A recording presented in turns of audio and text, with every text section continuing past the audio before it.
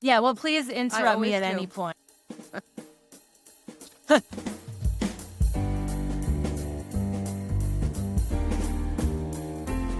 Welcome to our hen house. I'm Jasmin Singer. I'm Mariann Sullivan. I'm Mike Dorf. Glad to be back with you guys. And this is Murray. Michael, we're so happy you're with us. Michael is our resident rooster. Is that weird? It's creepy, I think. I object to that term. Okay. The term I want to use is wingman. Oh, There you okay. go.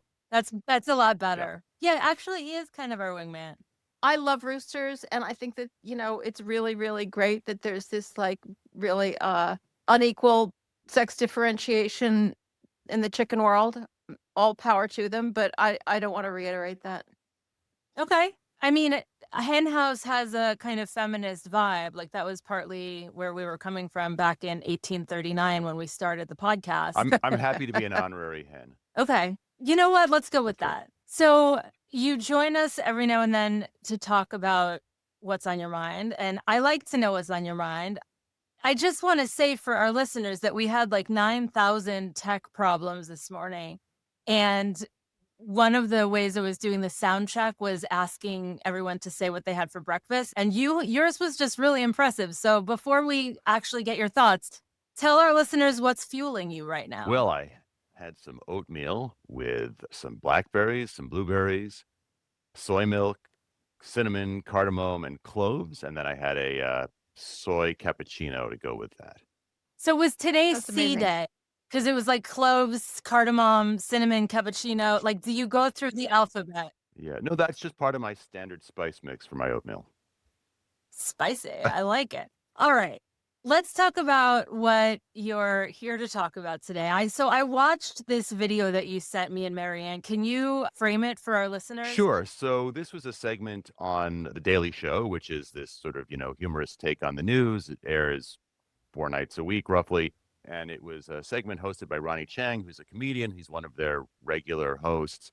And it was an interview with a guy who is one of the leaders of an organization that is trying to make the harvesting and killing of shrimp for food less cruel by focusing on various reforms.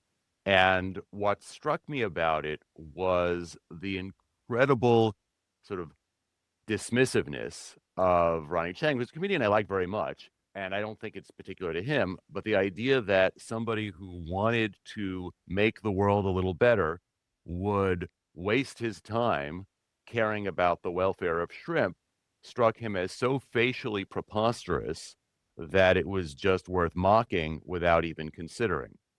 At the same time, there was nonetheless an interesting point that Chang made, right, which was that, oh, but we're still eating them, right? And I thought that, from the wrong side of the equation, nonetheless captured some of the difficulty of working for relatively small improvements in animal welfare without thinking of it as a step towards the elimination of animal agriculture or aquaculture, or in this case, harvesting from the open ocean. So yeah, it's just about 6 minutes long. We are going to link to it in the show notes for people who want to watch it. It's worth watching, even though I didn't want to watch it, but it's worth watching. Yeah, so it's funny that you just explained my emotional trajectory watching it. I actually am not super keen on that particular comedian, like when he's hosting for the usual host, whose name I'm blanking on. Well, they now rotate among four of the four. Oh, they Yeah. rotate. Okay. Yeah. But Jon Stewart used to be the main He still host. does it once a week now. So now, that's their new format. Once a week. What is it with these hosts doing things once a week? Do Jon Stewart and Rachel Maddow hang out all of the other days that they're no longer hosting? Well, in any case, at the beginning, I was like, this is like offensive, and I feel like a caricature being offended by it. And then I thought, okay, well, that's kind of what humor does, though. I mean, it turns things on its head. Smart political humor. And there was something, I guess, poignant about it. I just don't think that someone would come out of watching that rethinking their choice of eating sea life. No, certainly not. And it just occurred to me, thinking of other satirical interventions, The Onion very occasionally will have sort of very hard hitting pieces that, I'm sure were put together by vegans or at least people who are sort of sympathetic to the movement. Yeah. This was not that. It just happened that in the course of mocking the caring about the welfare of shrimp, it also made a point that one might make about the limits of welfare reforms. Mariann, what did you think? When I first started watching it, I thought it was horrible and I hated it. And then I sort of came and I kind of wondered why. I don't remember the guy's name, but the guy who runs or founded the Shrimp Welfare Project, who's very, very wealthy and he's an effective altruist and he's using his money in that way. And then as I was watching it, I thought, if you were going to design a way to get people who think they're completely unsympathetic to this idea to at least listen to the fact that they gouge their eyes out, and that's horrible, this was pretty effective. I mean, I thought that in a way, I don't know whether he intended it that way or not, but in a way, this was a pretty decent way to get people to even listen. Because most people, when they hear this idea, are going to immediately have the same reaction that, one felt the piece was trying to convey, i.e., this is ridiculous. These are an appetite. As he said, we're trying to protect appetizers from cruelty or something like that. But it did manage to get the thought across that what we do to them is horrifying. And, I'm also thinking of our friend Bob Fisher, who works in this area, though, not with shrimp, with insects, and who makes the point that even though it is insanely hard to get people to care about cows, you actually can make some progress with these minor but really important welfare reforms, considering that we're torturing trillions of creatures, and have people make some reforms. And if so, why not? And I thought that this was not a bad approach to getting people to at least think about that. Am I crazy? Since when have I ever been the person in the group who was the most forgiving? Yeah, no, I don't, I don't, Oh, that doesn't happen. I certainly don't think you're crazy. One of the interesting things to me is, I think it might have alerted some people who otherwise never would have thought about this, that shrimp have heads and eyes because That they're actually right, animals. because when they're, when their bodies are served for human consumption, their heads are ripped off. There's actually a scene in I don't know, it's 20 years old now, the movie Shark Tale. I don't know if you remember Shark Tale, right? There's this shark who doesn't want to be a No. shark, Mm-hmm. and Yeah. because he's got a kind heart, and there are a couple of shrimp pleading with him not to eat them, and they're anthropomorphized shrimp, but they've got the little eyes, and you see them as actual creatures, and so maybe that will be an effect of this segment. If we could talk for a moment about the effective altruism piece, one of the things that to me that's so interesting, but in a way kind of off-putting about the effective altruism movement is the sort of utilitarian calculus of it, right? Which says that, well, we should care the most about insects, or in this case, shrimp, because we kill and exploit them by orders of magnitude more in terms of numbers than land Mm-hmm. animals. And, that is horrifying, but it's not clear to me that that's the right calculus. I had a conversation many years ago with somebody who, at the time, I think I was on the first stage of the way to becoming vegan, and I had stopped eating mammals. And this was someone who had no interest in animals, but he said, "That's crazy. You should eat only big animals. You should just eat cows because you'll eat one in the course of the year. If you're eating chickens, you're eating a couple of hundred of them or whatever it was." And I thought, like, well, he's not entirely wrong, but that seems like the wrong way to think about it. And so I have a little bit of that reaction to, we should care about shrimp because there are so many of them being harmed. We should care about shrimp because, like any other animal, they're suffering and we could avoid doing that to them. I just wonder if the effective altruists who aren't yet vegan would be the ones to be reached by that, which now we're really talking about a niche here, like a very a subset But a of wealthy subset. niche. A wealthy niche, which is what I hope that my niece becomes, a wealthy niche, so that when I'm old, she takes care of me. Well, what were you going to say, Mariann? That's an interesting idea that it could reach other effective altruists, because I was sort of going to say that it's really hard to know what works because nothing does.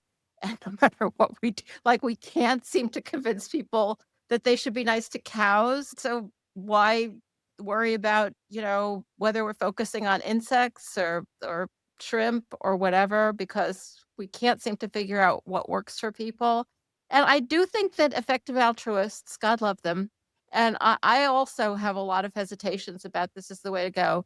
But there's, it seems to be a certain kind of personality that, really likes to count things and measure things. And certainly, I think as much as effective altruism is criticized, it has brought into this idea that our altruism should be effective, which I think we can all agree about. Maybe Yeah. they aren't applying the same standards, but at least I'm not sure people really used to think like how much good will this do? I just think that if those people want to spend their money, and it's usually their money, and they usually have really a lot of it on making things better for shrimp, I'm all for it. Like it's not what I would do with my money, but I'm all for it. I know that Michael. I'm so nice today. I Yeah, I don't know who what's I going on. am. But I know you have a heart out in a few minutes, so I just want to bring this up real quick and we can end here if you want. But I do have some good news and a callback, which is that this made me think of when the late and great animal activist, bird activist, Karen Davis of United Poultry Concerns influenced Ira Glass, who talked all about it on on David Letterman in 2008, I think.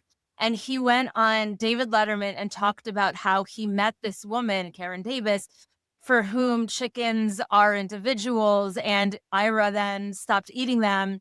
So this was on also a late night show. And then, I mean, every person stopped eating chickens, right? Like everyone who watched it stopped eating chickens. Remember those old days when people ate them? Please. And so now that the shrimp are being talked about in the same way, people will stop eating them. That's what happened, right? Absolutely. Yeah. That is the Yeah. my recollection of the timeline in which we are Yeah. actually living. I would like to say, like long ago in the past, maybe it's not just that people used to eat chickens, but at least that chickens used to have kind of the same place in the movement that people would be like, why would you worry about chickens when we have cows and pigs to worry about? And there was that same kind of attitude that people now talk about vis-a-vis insects. And I guess people care about what they care about. And if they care Well, about any animals at all, and they're not eating any animals at all. right. Yeah. Remember we did that. I mean, we've mentioned this before, but we did that talk on effective altruism At NYU. at NYU with Peter Singer, and they called us up and asked us would we do this talk on the other side of effective altruism. And it was 2015. We were both like, "What's effective altruism? Yeah, sure, we'll do a talk." Yeah. Yeah. Yeah.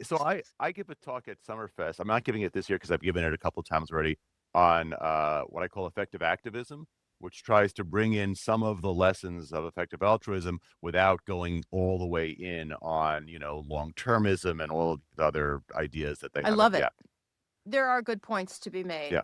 about effectiveness, and I want to see that talk. Well, And- maybe next year. Okay. Well, Michael, I hope that next time you come to talk about something, Mariann is also in a nice mood.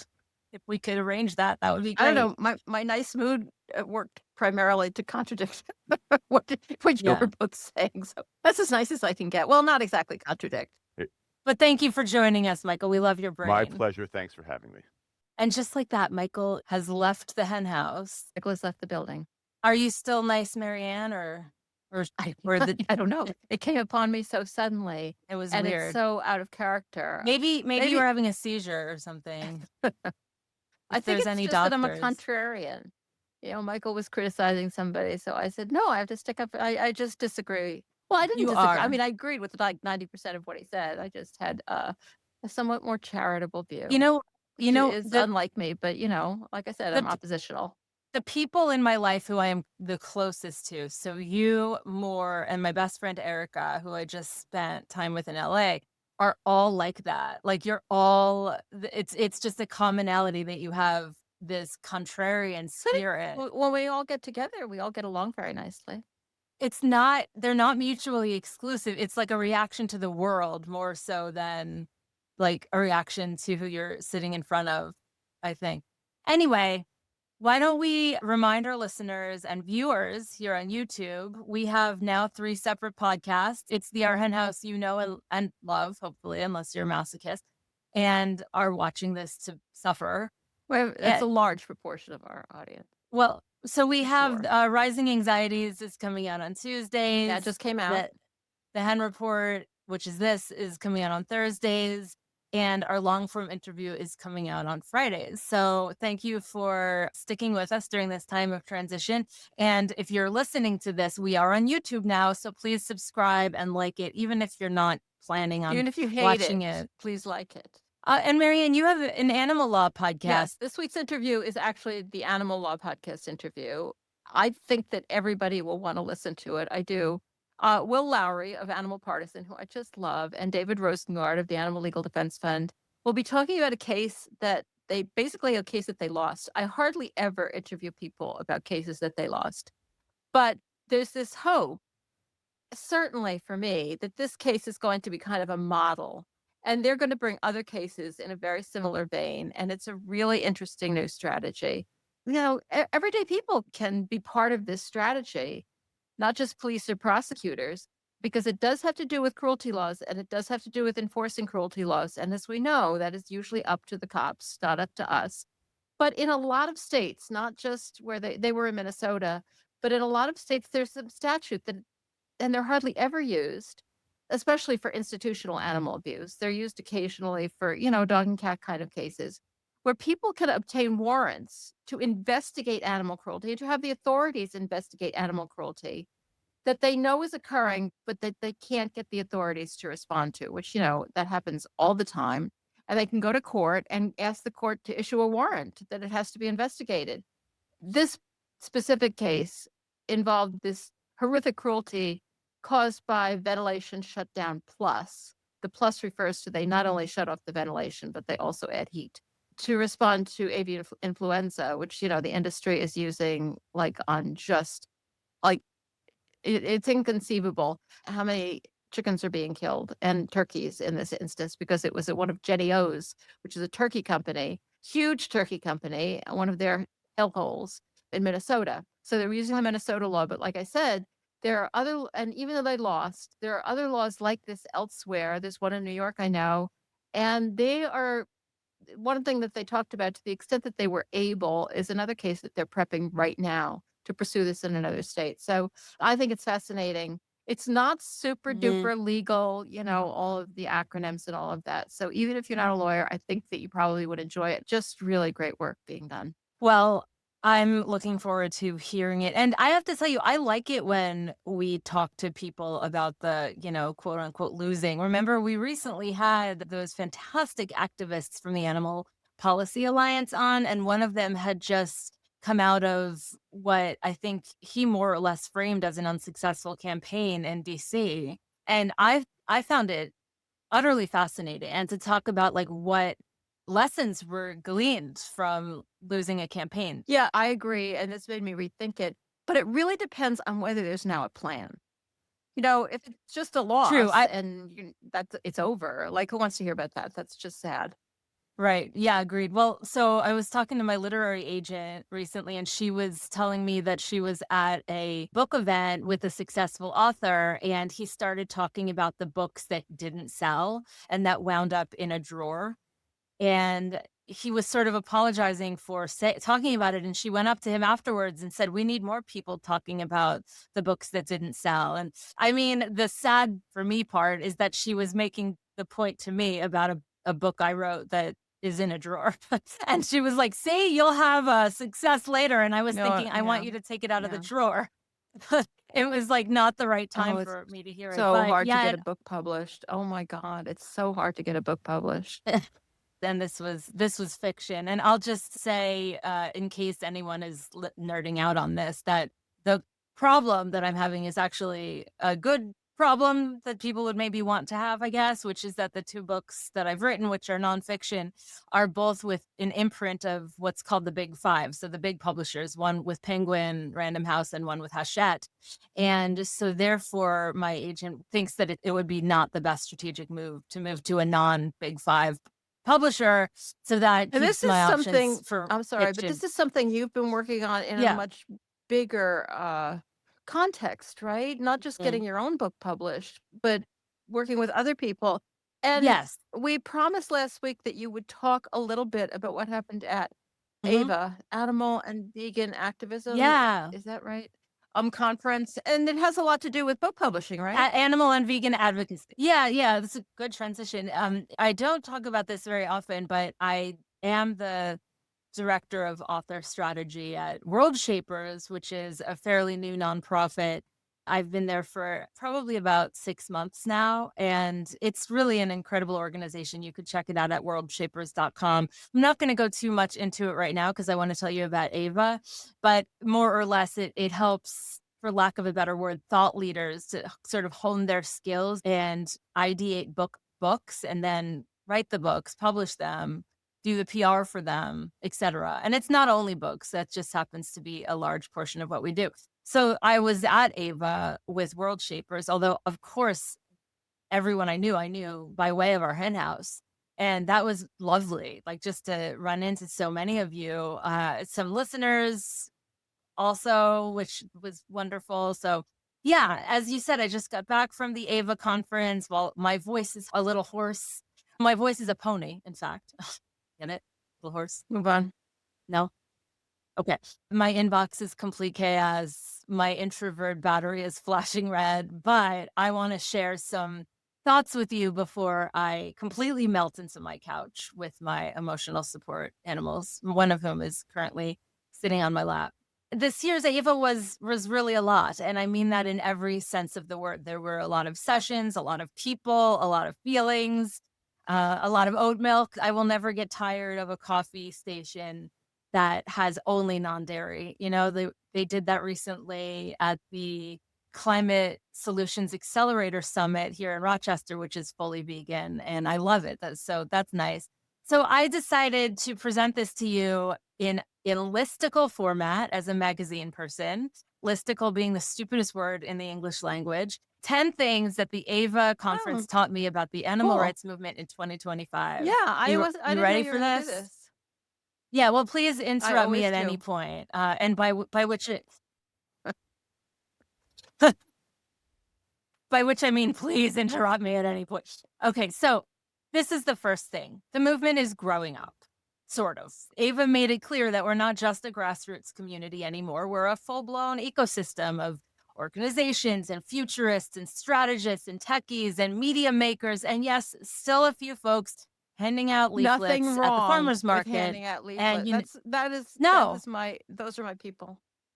you know what's funny? Little aside, when Moore and I were watching Rachel Maddow like about a month ago, and she was interviewing someone who was talking about Tesla, and he kind of joked and said, it's not just the old ladies protesting in front of a Tesla dealership. And Moore and I were like, he did it.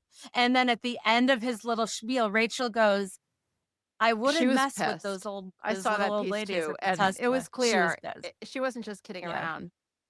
You Where know. would we be without it? I mean, truly, truly. Take a look at the those badass posters of the old anti-vivisectionists, like those older women with the like, don't mess with me face.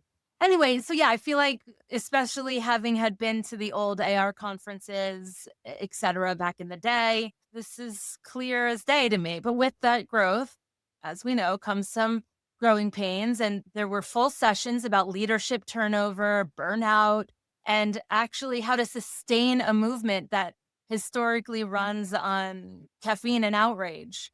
And if you count the conference, oat milk. So that's my number one. We're growing up. Number two, movement building isn't just a buzzword anymore. Almost every single conversation came back to one thing, which is how do we build power together and how do we keep it from falling apart?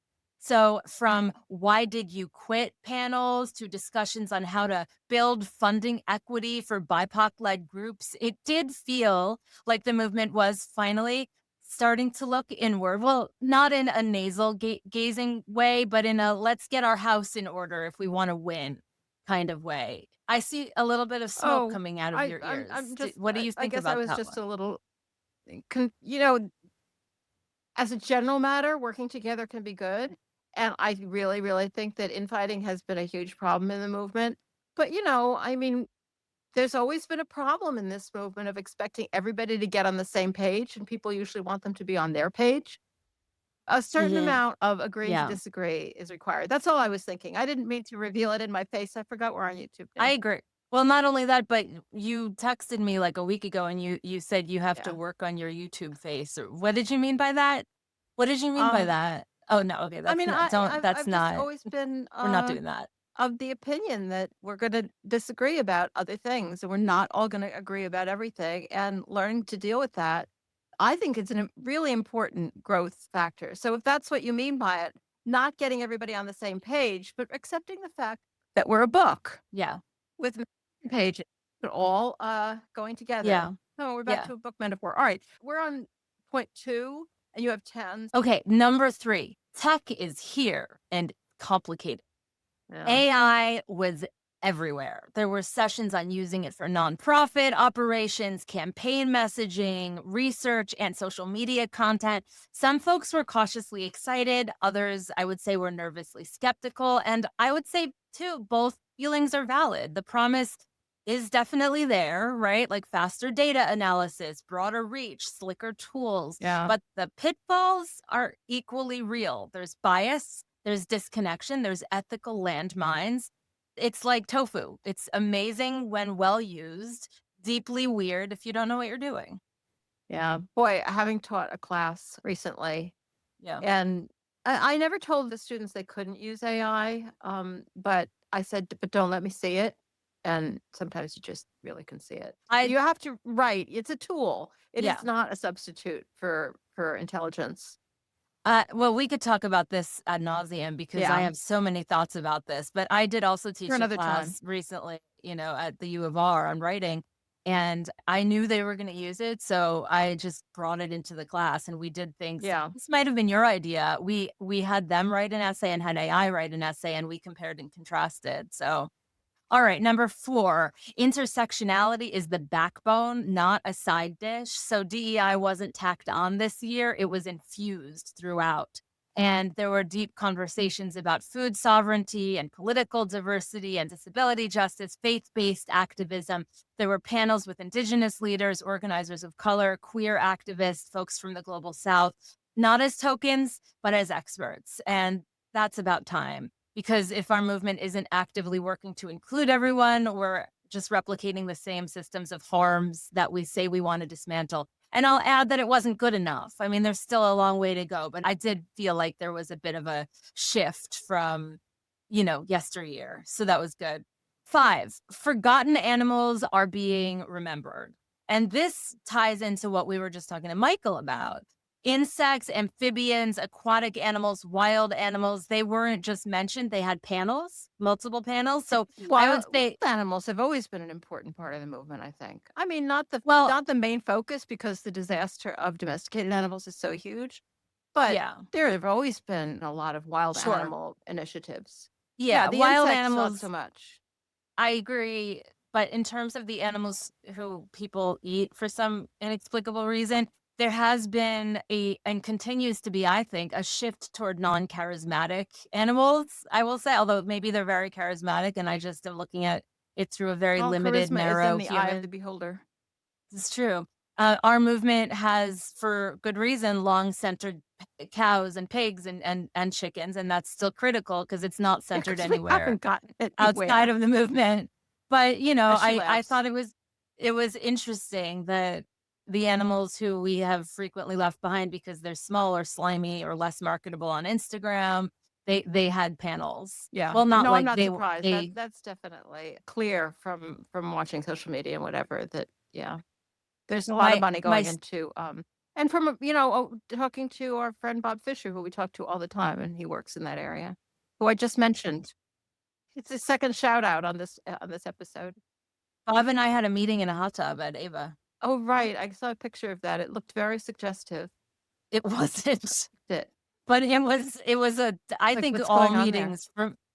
all meetings from here on out should be in a hot tub. That's just Yeah, my new rule. I'm gonna pass on that.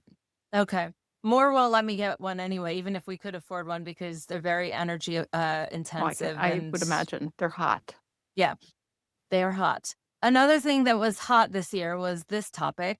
People are tired and they're saying it out loud. Now, I don't know why I'm framing that as a revelation, since I've been tired for 45 plus years and have been saying it out loud for at least No, no, no, no. 43 of those No, years. the millennials, they complain more than we do. That's not a criticism. Technically, Like, well, it's good that they complain, yeah. but they do. Let's talk about those sessions on grief and trauma and emotional resilience, because for a long time, the movement treated burnout like a personal failure instead of a systemic issue, I think. But now there's a real focus on care, community care, organizational care, nervous system care. So I think there was a shift towards sustainability of people, not just strategy. And I think that's long overdue, because can't build a liberated world Yeah, on I the feel backs like of people broken have people. always talked about that. There's probably more of it, but I don't think it used to be absent. I think people always knew that it's a huge problem in our movement because the knowledge that we deal with is so devastating that a lot of people just, fall by the wayside and Mhm. can't take that amount of trauma. I mean, it's just we exist in a traumatizing situation knowing what's happening to Mm. animals. I don't think it's Yeah, new to recognize that, but I think maybe the tools I that people will have to deal with it are a lot better than they used to be. I also think this is completely anecdotal, but I also think that nonprofits are not always running the employees into the ground anymore for the most part. I think that there's an understanding of taking time off, things like that. Probably because, as you just said, a lot of the millennials are helming some of these Yeah, they don't take this organizations, and shit so they anymore. We were a bunch of dodos. right, right. Okay. I think you'll like the next one. Number 7, the communications game is getting savvier. So there were panels on going viral to workshops on writing books, pitching op-eds, producing documentaries. One thing in those was very clear. Storytelling is our sharpest tool and our dullest if we don't sharpen it. So good ideas are great. But in this attention economy, if they don't stick, if they don't make people feel something, then they don't go anywhere. And the movement is leaning into this. There's less academic speak and more kitchen table conversation. So less preaching, more Huh. connecting. No, I I mean, I that does liked that a intrigue me. lot. I wouldn't say that I'm very good at that, but it does intrigue me to find out more. Maybe you are great at it though, because we're in year 15 of a podcast and people are, at least a few people are still listening. So maybe Apparently, you're better at it I'm than you think. just brilliant at everything. There was a panel on how you're brilliant at everything. I do not think of myself as a great communicator, but like we were just talking about how I'm a contrarian. I don't Yeah. know. Let's stop talking about me. Okay, number 8. This harkens back to something you just brought up a few minutes ago. There's a real hunger for collaboration across borders, sectors, and Totally. Oh, ideologies. Whether this is it was I could not agree more about this one. Yeah, whether it was meetups for activists across Africa, conversations about working with conservatives, which I didn't attend, but I heard was amazing, or efforts to connect funders with on the ground organizers, the energy was less, we've got it all figured out, and more, who else should be at this table? And yes, that sometimes results in uncomfortable conversations, but discomfort is not the enemy, as we know, complacency is. So, yeah, there's a real hunger for that, and I hope that that Yeah, I'm not continues to even sure of grow. what the uncomfortable conversations are. I mean, I'm sure they occur, but I just think the sense of community, like everyone needs it, and this movement should have it more than anybody because there are so few of us who get it. Mhm. When we meet each other and we recognize, another person who gets it, we immediately feel that sense of connection. And everybody needs connection, but I think we need it more than anybody because so many of the people in our lives in general, they may love us, we may love them, but they just don't get the most important thing about us, which is heartbreaking. Yeah, totally. Well, another thing that's heartbreaking is the next one. This one is a mixed bag. Climate was present, but still not fully integrated. And there were definitely sessions connecting animal ag to climate collapse and food systems change, but the climate crisis, I don't think it was as front and center as you'd Mm, expect, given, that we're all the gonna state of die. the world. And I'm not saying center the humans. I'm saying, how do we better center the animals in discussions about the climate? Because there is still quite a gap between animal advocacy and the climate movement. And if we want mainstream traction, we've got to bridge it urgently and unapologetically. And I'm not sure we were quite there yet at this conference. I mean, I'm not saying it's the fault of our movement. It's more choices that other movements are making, the climate movement in general. And I do think that that is shifting. It's just, Yeah. like there's just some human thing that until it's right in front of you, and if it's all, it involves numbers and, and predictions and things that are, not going to happen like immediately. We just seem to be able to say, oh, yeah, we'll fix that. It'll be okay. Maybe not. I mentioned the Climate Solutions Accelerator Summit a few minutes ago, which was blissfully all vegan. So in that way, they're a group that's walking the walk for The sure. climate movement is getting, I mean, it used to be completely closed to the whole food issue, and that's definitely shifted. Yeah.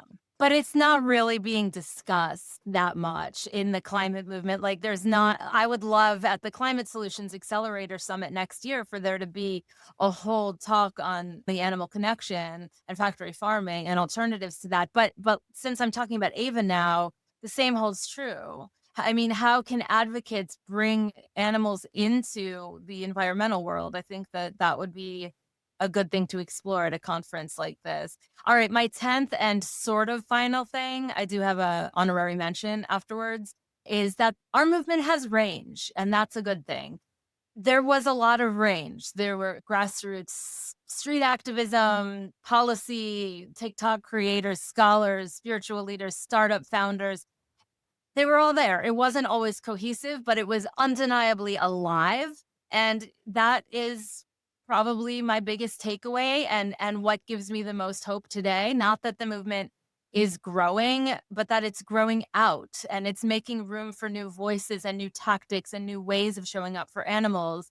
Because at the end of the day, it's not just a fight against injustice, it's a movement for something, for compassion, for liberation, and for connection. Oh, and yeah, karaoke. There was also Wow, glad I karaoke. missed that. All right, I do have a question. Like, how much was taken up by companion animal issues? Anything? Because companion animal issues used to be a big part of those conferences when I used to go to them. I mean, I went to a few of them, Mhm. and there were always a lot of panels on companion animals. And you haven't mentioned companion animals once. Yeah, no, I don't think there Uh-huh. was anything. I mean, I don't have the agenda Okay. in front of me, but I don't remember any. Yeah. So, and are you sure you're not referring to TAFA Well, in your memory, the Taking TAFA Action for Animals? probably had that was a conference taking action for animals, which was sponsored by the Humane Society of the United States, and that included, I mean, because obviously companion animals were a huge part and still are of their brief, but also the animal rights conference. That's all I remember it being called, animal rights Yeah, the conference. Animal Rights They no, there Conference. were That's definitely what it was. companion animal panels. There was always recognition for as long as I've been involved that companion animals have always been a large area of concern for activists. And one of the Mhm. focuses of that conference was broadening that, particularly to food animals, also to animals captured in vivisection, to broaden it. But there was also discussion of companion animal issues. And I do think that a Mhm. lot of our Well, yeah, potential not so audience much. is with people who care about companion animals. I mean, that's how so many of us came to this movement. Yeah, I did. I had a conversation with a woman who she sits on the board of of a farmed animal sanctuary, but Yeah. she runs dog I mean, this isn't rescue, a and she was criticism. I there. mean, Uh, I was just curious. no, I get it. The honorary mention, by the way, is not really from me, but it's from a lot of people who I overheard or who were chatting with me about this. And one of our listeners, in fact, came up to me and said, and here it comes, are you going to be talking about how bad the food was? Oh no. And the reason I'm not is because That's too I didn't bad. eat a lot of it. I was kind of eating my own stuff that I had brought with me. Oh, funny little aside to my aside. We have this animal rights professionals gathering once a month here in Rochester because as the movement grows, a lot of people in Rochester are working in the movement for some reason. And one of the people said he travels with a rice cooker, one of the Rochesterians. And then by complete coincidence, an hour later, I was having a conversation with another Rochesterian, and he said he travels with a tea kettle. So if you the moral of the story is if you meet a Rochesterian working in the movement, they probably have a appliance with them. I mean, a tea kettle, but Uh, like most hotel rooms have like a coffee maker you can get hot water from. I don't know, but we'll have to Yeah. ask him.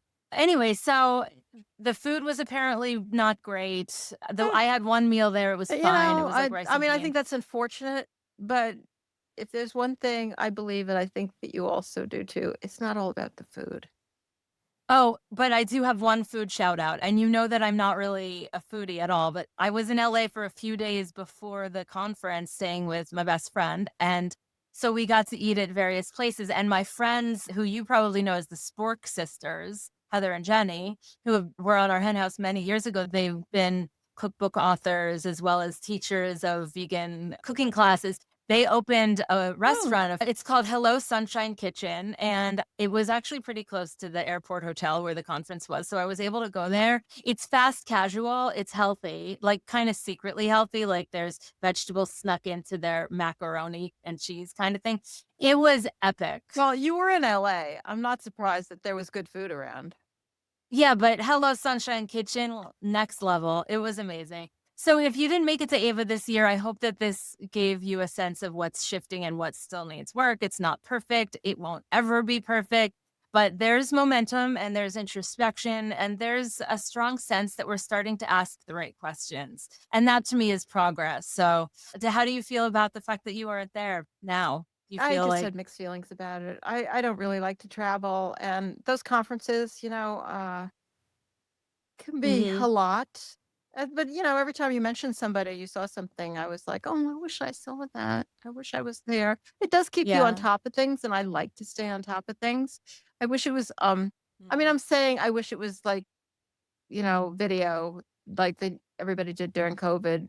But I probably wouldn't have watched it anyway. So Yeah. I I just mean, feel there is sad, but it something, would not have been worth like that trip.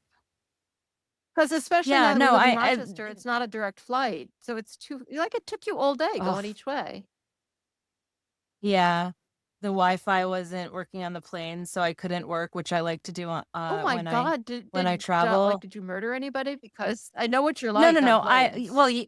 I had downloaded like 9,000 I'm things sure. before I'm sure. taking off. I listened to like the entire first season of this podcast called The Telepathy Tapes, and it's about nonverbal autistic adults having telepathic I have to skills. listen to that. It's fascinating. Anyway, that took a lot longer than I thought. Do you still want to talk about these articles? Because I I think did set aside a bunch of articles to recommend. I'm going to go through them instantly. The mm, Vegan Land Movement, one of our favorite charities. Gina Bates was on the podcast on episode 750.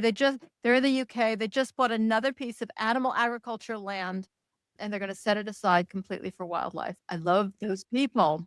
The US wow, Another that's article so was the great. US it has to do with the dietary guidelines. They revise them every 5 years and it's coming up. I don't have a whole lot of hope. But a new proposal from people who are supposed to be reporting to the dietary guidelines people is recommending that the guidelines should emphasize beans and lentils as protein, not as vegetables, but as protein. Let's hope that that happens. And, That's this article was awesome. saying, well, people don't Yeah. really follow them anyway, but that's really not the point with the dietary guidelines. The dietary guidelines really govern like governmental food programs like SNAP. Assuming we're still going to have SNAP. I think, some school food things. So they really, really matter. All right. In Michigan, In Defense of Animals put out, I just love this. Like all these people got together. They were upset that the Michigan Department of Natural Resources was killing Canada geese. Canada geese, we think that, oh my God, everybody hates them. Everybody hates them. Well, apparently a hell of a lot of people in Michigan don't hate them. They put in this big campaign and now they have canceled their goose gassing. They were gassing them. They were collecting them and gassing them and trying to come up with alternative non-lethal solutions for Canada gas poop. And a better understanding of the fact Wow. that not all pollution that is blamed on Canada goose poop is from actually Canada geese. So that's great news. Good for them. PCRM is highlighting a new bill that would basically just require the government to inform people of how many animals are used in government funded experiments. Well, think of that. Just you don't have to do anything about it. Just tell us how many of them you're torturing and killing, because they don't do that right now because they don't like to. And this kind of goes along with an article from Vox that I just recommend people read because it's fascinating. The massive stakes of the Trump administration's plans to end animal testing. This is by Rachel Fobar. It's a really interesting article about the fact that, and you've all heard that EPA has been cutting down on, or plans to cut down on animal tests. The Food and Drug Administration announced plans to phase out animal testing for monoclonal antibodies and some other drugs. And we've reported on this before. NIH is also shifting away from animal testing. And this article just points out that there's a lot of discomfort about the fact that the Trump administration is probably doing this for, as she said, the wrong reasons. They're doing it to save money. They're doing it to benefit these industries like pesticides and whatever that don't want to have to do this kind of testing. But on the other hand, I think it's really important for us to recognize is that we don't have to feel bad about that. Sometimes politics makes strange bedfellows. And it's certainly one of those instances. And we don't have to be anti-research in a general matter, but we can also be really, really happy to see anybody moving away from animal research. So lots of food for thought. That's a really short description, but there's lots of food for thought there that I think is worth having. And then I will just mention this one story because I want to do an animal law podcast on this story, but it isn't yet because, I don't like to do animal law podcast interviews until the case has been percolating for a while. But story is so insane, so insane. The law firm that is taking up the case here is Farm Stand, and I really am loving their work. Recent graduates were told they were coming to the US for cultural exchange. They ended up trapped in a factory farm. It's on Sentient Media, and it's by Nina El-Kadi. And so these three Guatemalan, either recent college graduates or college students, got these J1 visas, which are not the kind of visas that most people working in factory farms have. Those are the more standard H2A agricultural workers. And the industry does not like those visas because they're short term and they want people long term. So they got these people over here on this educational visa where they're supposed to be learning about culture and being educated in America, and had them working in factory farms and basically threatened them that if they tried to leave, they would be arrested by ICE. And it's unbelievable what they did. I mean, unbelievable. I mean, assuming these allegations are Wow. true. And I can't wait to see this case play out. And I promise you, if the lawyers are willing to do it, when the case gets a little further along, I will do an interview on this. And that's it. Like I covered everything I had to cover in 2.5 seconds. That was good. 2.5 seconds. That's all it was. Well, are you in the mood for reading, Mariann? I know you're always in the mood for reading because there's piles of books in every corner that's of not your exactly house. the same thing. And But there's a certain book in my house that I've been meaning to read and haven't read. so Vicki did for you. Vicki actually reads the books that she buys. Vicki is our producer and the director of operations and an introvert, like a super duper introvert, but she is going to give a review of this book in just a second. Welcome to our hen house, Vicki. Hi. This is odd. This is you in front of the camera. Murray wants to be picked up again. This is you in front of the camera now. How are you feeling about it? Pretty good until I had to share my screen time with Murray. Oh, yeah. Well, the good news is no one is watching us, so that's why I keep him around. So I told our listeners how we forced you to talk about this book on the air, but you're a prolific reader. Can you say prolific reader? I believe so. Yeah, that sounds okay. right. Why not? Sure. Then you're a prolific reader. And personally, I find it very difficult to read animal rights related things because I need my brain to take a break during the time that I read, by which I mean listen to audiobooks. But you're not like that, are you, Vicki? Sometimes, but I go through spells. And generally, I'll read an animal rights related book and then something really high fantasy to sort of get out of that, you know, Cleanse your palate. yes, straight out of reality into somewhere Right. else. So what was the book that you read today? So the book that I read is called Crossings by Ben Goldfarb, and I'm not sure where I set my copy down because I can't remember the subtitle. It's like How Wrote a Con, sorry, y'all. It's ridiculous. I had it a second ago. Let me get it. Whenever you have a partner who helps you by picking up, sometimes it's annoying. Oh my God, I'm the tidier in my household, and it drives more completely bananas when I tidy her shit away. Yep, I'm like, I had that out on the table for a reason, but thanks Yeah. for putting it away, I guess. Anyway, so the book is called Crossings: How Road Ecology is Shaping the Future of Our Planet by Ben Goldfarb. That sounds like a nice rom-com. Well, much like anything with humans and our interaction with the natural world, it's sort of a horror story. So What was it about? it's about road ecology, which I actually didn't even know was a thing. I often wonder how people discover that these careers exist. Like, I've never heard of road ecology, and I can't imagine being in school like, I'm going to be a road ecologist. That's what I'm going to do. But, you know, thankfully, we have a lot of them. And this book tells many of their stories. I don't think I've ever heard the term either. Can you just explain what it is? Yeah, it's literally the science of studying how roads affect the environment. Yeah, and Wow. there's some, I don't want to call it positive because it's absolutely not net positive, but there are some positive stories such as, habitat for butterflies being left along highways and things like that. So it's not all bad. Yeah, I mean, this makes me think of things like, those overpasses that a lot of wildlife advocates are working on to allow the animals to safely cross. And am I in the right universe You here? are, and road ecologists are responsible for those crossings and for the studies that help figure out where the crossings should go, how the crossings should work. And it's not just the ones you think of that are overpasses, which is what I would have thought of before I read this book, but it's also underpasses. So there are many, many of the culverts that we, might drive over on the highway and never even notice are actually wildlife underpasses, Hmm. especially for herps like frogs, turtles. But he talks about several, even for deer. There's an underpass in my next door neighbor's under his front porch. I swear it's like a wildlife refuge under there. I see animals going under his front porch constantly. I digress. So tell us a little bit more about the book, and I want to know also what you learned, what your thoughts are.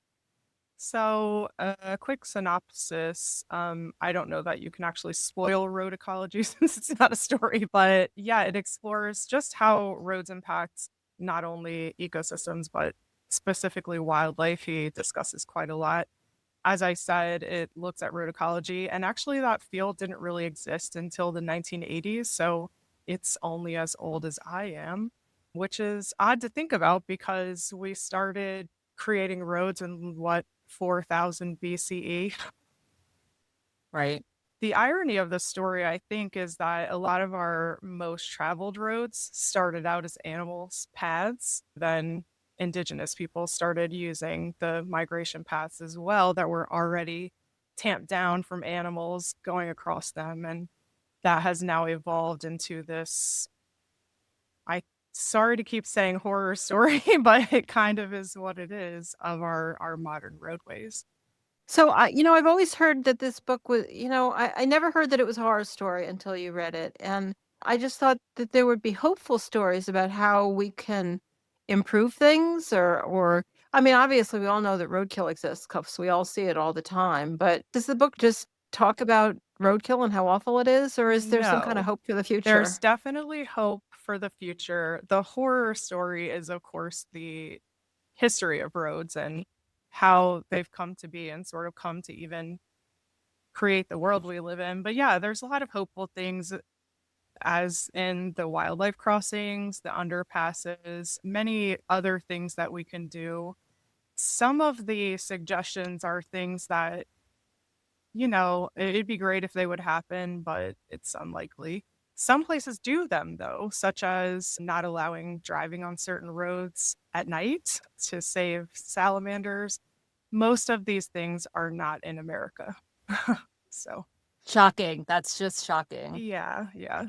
It was a little bit eye-opening to me, and this is why I keep saying it's kind of a horror story. Roads actually kill more animals than hunting, poaching, and all oil spills combined. I was quite surprised by that. Wow. What I do love about it, first of all, Goldfarb's writing is really great, and he does try to infuse some humor, into the story. And I know that part of why it reads like a horror story to me is just because of my empathetic nature towards animals and wildlife. But I did really enjoy his sort of vision and his writing and the humor that he tried to put in. Yeah, I think that I interviewed him, or maybe we both interviewed him for a long time ago, episode 468, about his previous book, which I absolutely loved because you know how much I love beavers. And it also has the best title in the world because it's called Eager.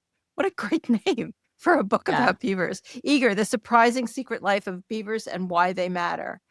So I have a warm spot in my heart for Ben Goldfarb.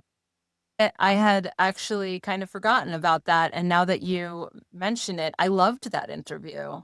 Oh, actually, I think you did that interview. I don't think I did. Well, you must have listened to it then, because I remember loving it. Oh, I read the remember- book. I read the book. Yeah, I remember at the beginning being like, I'm just gonna get the beaver joke out of the way now so that we can move on. Oh, right. I do remember that you dwelled a lot on the beaver joke. All right. Not a lot, just a So little. I'm surprised that this book was as dark as it was, Vicki, but I'm glad you read it instead of me. But it does sound like obviously, I had no idea that the number, you got to know that the numbers are high because you see roadkill all the time. But that's staggering. And well, I'm glad at least people are thinking about it.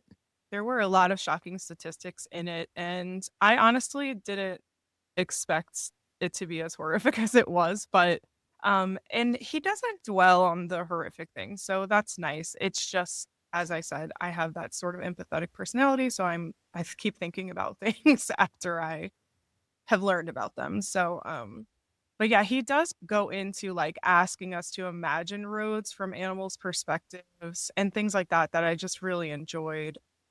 I also enjoyed his vision for the best type of road, which was one that animals would never meet, a road the land would never notice. And I just thought that was really lovely. He talked about how in India, they even built an they elevated the entire highway because it was crossing across tiger territory. Oh, And that just got me thinking, like, why don't we do that all the time?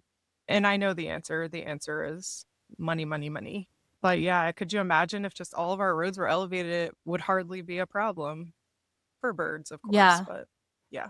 Or if we had like flying cars, like in the Jetsons, I have a solution. We could all just stay home. that's another option. Other solutions include public transportation. He does go into a bit about creating a public, it's not like public transit, but it's more like a busing system. I believe it's in Yellowstone, and how much it reduced the traffic on the road and the noise, and how much it really benefited the wildlife in the area to just bring everyone through on one bus. And of course, That makes so much sense. yeah. And of course, I am a public transit proponent. And one of the reasons I was looking forward to reading this book is that I sort of loathe car culture, our American Yeah. car culture, Yeah. especially. It did give me another reason to absolutely loathe car culture. So I don't know. But yeah, I think this book is definitely worth picking up, like to understand. It's kind of a hidden environmental issue, though it's like right there, everywhere in front of all of our faces. Yeah, that's a Yeah. really good point. When you said the number, like I immediately thought, "Oh my God, that's insane!" And then I thought, why do you think it's insane when you see animals killed all the time? Yeah. And It's right it's there all the time, and you just don't think of it as being so huge. Yeah, and even beyond just the animals that are killed by the road, one of the facts that was particularly shocking is that 2/3 of human-caused extinction happen on islands. And what we've done with roads is that we've created islands for these wild animals because a highway, especially a multi-lane road of any kind, they're not gonna cross across No, that usually. they're not going to Um, survive it if they try. Exactly. And he does go into like the different types of animals. Like deer, they call them speeders. I can't remember all of the the terminology for the different animals, but he does go into how often a car can pass with those animals still taking the risk to cross the street.